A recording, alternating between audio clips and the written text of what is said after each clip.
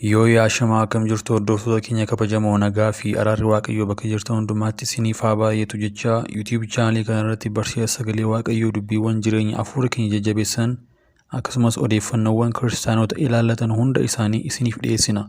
Tarii YouTube chaanalii kanaaf haaraa yoo taatan subscribe gochuun mallattoo bilbilaas al tokko tokkoon viidiyoowwan haaraa yeroo yerootti gadhiisnu argachuu dandeessu. Bara ol kaafamuu biyya keenyaatiif mul'ata waggaa 30 kan argan Lubi Ballinaa Sarkaan yeroo ce'umsaa kanatti mootummaan ce'umsaa biyyattii bulchuu akka hundeeffamu dubbatan. Dubbii isaanii kana keessatti bara ol ka'umsa isa sadaffaa kanatti ce'uu keenyaan dura mootii Waaqayyo ofiisaatii filate biyya kana gara guddinaatti olaanaatti kan ce'isisu ce'umsa mootummaa kana booddee akka ta'u dubbatan. Haasaa isaanii waa'ee hundeeffama mootummaa ce'umsaa fi waa'ee guddina biyyaa akka armaan gadiitti dubbataniiru. ለመሪዎቹ ለመናገር እድልም መንገድም የለኝም። እግዚአብሔር ግን ዛሬ እድል ከሰጠኝ እናገራለሁ። ለመሪዎቹ ለመናገር እድልም መንገድም የለኝም። እግዚአብሔር ግን ዛሬ እድል ከሰጠኝ እናገራለሁ። ይሄ አሁን ያለንበት የሽግግር ጊዜ የሽግግርን መንግስት ያዘጋጃል። እግዚአብሔር ከዚህ በኋላ በሚቀጥሉት ጊዜያት የሚያስነሳቸው ህዝብ የኔ ነው ብሎ ከነሱም ቢሆን ከሌላም የኔ ነው ብሎ የመረጣቸው ይመጣል። እርሱም በእግዚአብሔር ነው የሚመረጠው እና ይሄንን ስራ ይረከብና የአንድ ምንድነው የሚባለው ይሄ አራቱ ቡድኖች ምንድነው የሚባሉት የአንድ ፓርቲ ሳይሆን ሀገሩ የህዝብ ፓርቲ ይሆናል። ፓርቲዎችን ቢበዙ የአንድ ህዝብ ፓርቲ ነው የሚሆነው። የአንድ ፓርቲ አስተዳደር ነው የነበረው በኢትዮጵያ። ሁለተኛ ነገር ወደንም ጠላም የ150 ዓመት ችግር በአስተዳደር በኩል አልቋል። እግዚአብሔር ደግሞ የተናገረኝ ግልጽ ነገር የ300 ዓመት ችግር ከኢትዮጵያ አስወግዳለሁ ነው። አልተጻፈም? ተጻፈዋል። የ300 ዓመት ችግር ከዚች ምድር ይነሳል። የ300 ዓመት ችግር ሲነሳ ህዝቡ ሳይወድ በግድ ተነቃቅቶ ስራውን ይፈጽማል። ይሄ አንዱ ነገር ነው።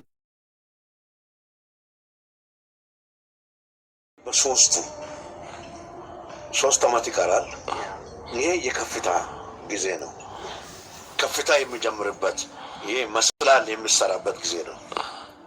ሰዎች ለስራ መነቃቃት ሳይንቲስቶች በኢትዮጵያ በግብርና በኩል ስራ ይጀምራሉ።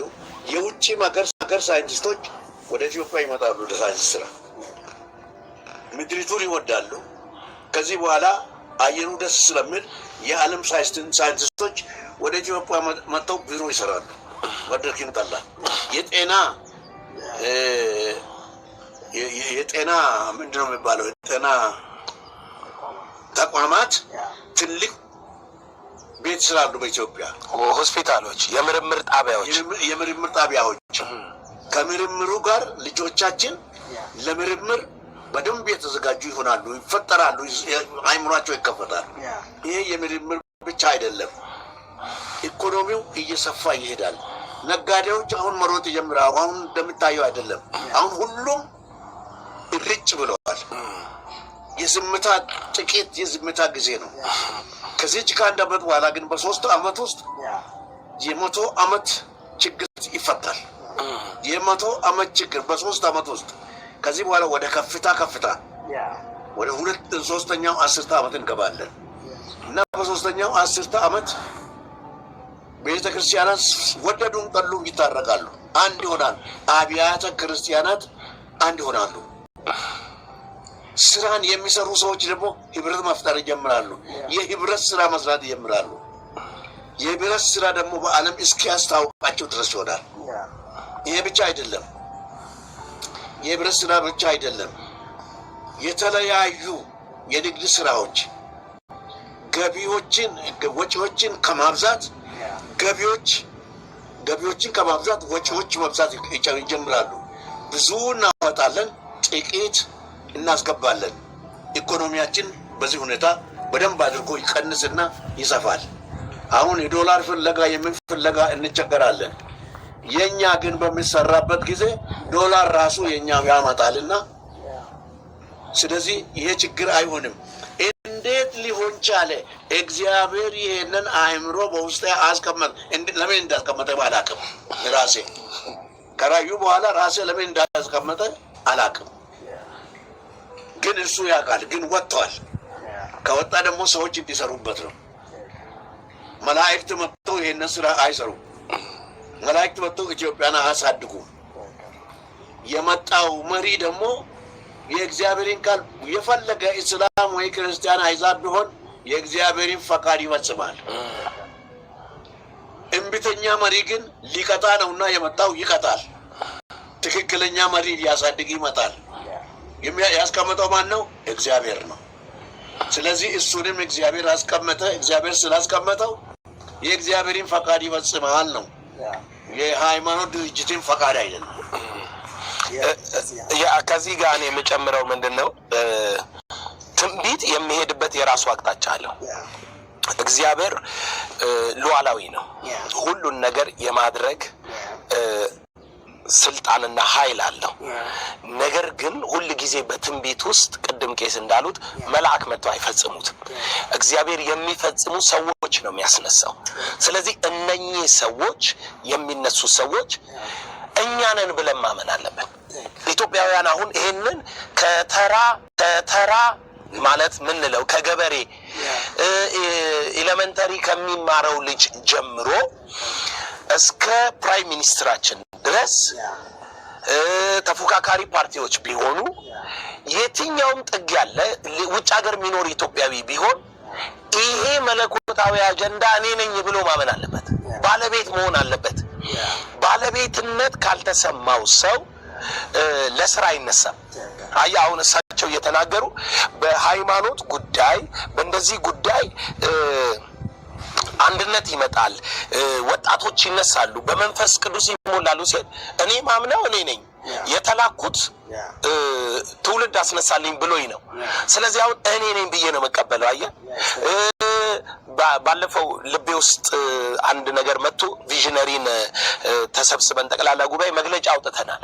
ያወጣነው ምንድነው የሃይማኖቶች ጉባኤ ይቋቋመልን፣ የመተባበር ጉባኤ፣ ሁሉም ሃይማኖት የመተባበር ጉባኤ ይቋቋመልን በአዲስ አስተሳሰብ። በቀደም አስተሳሰብ የተቋቋሙ አሉ፣ ግን በአዲስ አስተሳሰብ እንዲህ አይነት ልብ ያላቸው መተባበር ጉባኤ ያቋቋሙ አንድ ሀገር ነው ያለን። ባለቤት ነን ካልን ባለቤትነታችን ቃሉን እኛ ነን የምንፈጽመው ማለት አለበት። አየህ ባለቤት ያልሆኑ የመጣውን ቃል የገፉ ሰዎች እድል ፈንታ አይኖራቸውም። እግዚአብሔር ማድረጉ አይቀርም፣ ግን እድል ፈንታ አይኖራቸውም። ለምሳሌ አይሁዶች ክርስቶስ ወደ ምድር መጣ፣ የትንቢቱን ቃል ሁሉ ተስፋቸውን አካል አስያዘላቸው፣ አላወቁትም፣ ገፉት። አሳ አጥማጆቻቸው ይኸው ዓለምን በወንጌል ደረሱ። ራሳቸው እኛ ነን ክርስቶስ መጣ ተፈጸመ ቃሉ ተስፋው አካል ያዘ ያሉ ክርስትናን ለዓለም ሁሉ ይዘው ሄዱ። የገፉት ግን መቅደሳቸው ፈርሶ አገር ፈርሶ እስራኤል የሚባል ከምድር ጠፍቶ ኖሩ። አየህ እድል ፈንታ እንዲኖር ከፈለክ ለትንቢት ቃል ባለቤት መሆን አለብህ። ይሄንን ነው የምለው እኔ። ባለቤትነት ብቻ አይደለም። አንደኛ ነገር ትንቢት ሲመጣ መልእክት ሲመጣ መልእክቱ እንደመጣ ራሱን መያዝ አለብን፣ ጅራቱን አይደለም። ሁል ጊዜ እኛ ኢትዮጵያውያን ጥያቄ እናበዛለን። ከጥያቄያችን የተነሳ መሰረታዊ የሆነ ነገር ያልፈንና ጅራት እንይዛለን። ጅራት ይዘን ከኋላ እንቆጠታለን። ስለዚህ ከኋላ ከመቆጠት ቀደም ብለን መቀበልና እግዚአብሔር ሊሰራ የካቀደ የኔ ደግሞ ድርሻ ምንድን ነው? ከእግዚአብሔር ጋር የሚስማማ ሰው ከሆነ የኔ ድርሻ ምንድን ነው ብሎ መቀበል አለበት። እኔ በጣም የሚያሳዝነኝ ከ1964 ዓመት ጀምሮ የመንፈስ እንቅስቃሴ ተጀመረ በቤተ ክርስቲያናችን። 22 ዓመት ተከስሻለሁ ሳይቋረጥ። ነገር ግን እንደ ክስ አልተቀበልኩም። ሰዎቹ አለማወቃቸውን ተረዳሁ። ስለተረዳሁ ዝም አልኩ እና የመልእክትን ጅራት አትያዙ፣ የመልእክትን ራስ ያዙ። ከዚህ በኋላ እግዚአብሔርም ይረዳችኋል። እናንተም ባለ ራእዮች፣ ባለ ህልሞች፣ ባለ መገለጦች ትሆናላችሁ። እንደዚያ ነው እኔ የማስበው። ቴንክ ዩ ቄስ። የዛሬ 3 ዓመት አካባቢ ኢምፓክት የተደረገ አንድ ኮንፈረንስ ላይ ኢትዮጵያ ውስጥ ስለሚኖረው አሁን ያለው መንግስት በምን መልኩ እንደሚከፈልና አሁን ምን አይነት ነገር ምድሪቷ ላይ ፈንድቶ እንደሚወጣ ተናግረዋል። ምንድነው እዚህ ጋር ላነሳ የፈለኩት ከከፍታ ዘመን ለኢትዮጵያ በተጨማሪ በተለያየ አቅጣጫ ላይ መልእክቶች ይቀበላል። ስለ ምድሪቷ፣ ስለ ቤተ ክርስቲያናት ምናምን። በተጨማሪ 2 ነገር ነው የምናገረው። አንደኛ ጌታ የነገሩት እዚህ ላይ ያልተጻፈ መልእክት አለ ለትውልድ የሚያስተላልፉት፣ ለቤተ ክርስቲያናት የሚያስተላልፉት፣ ለመንግስት ለመሪዎች የሚያስተላልፉት እንደዚህ አይነት መልእክት አለዎት ወይ? እስቲ ብዙም ባይሆን አለኝ። ለመሪዎቹ ለመናገር እድልም መንገድም የለኝም። እግዚአብሔር ግን ዛሬ እድል ከሰጠኝ እናገራለሁ።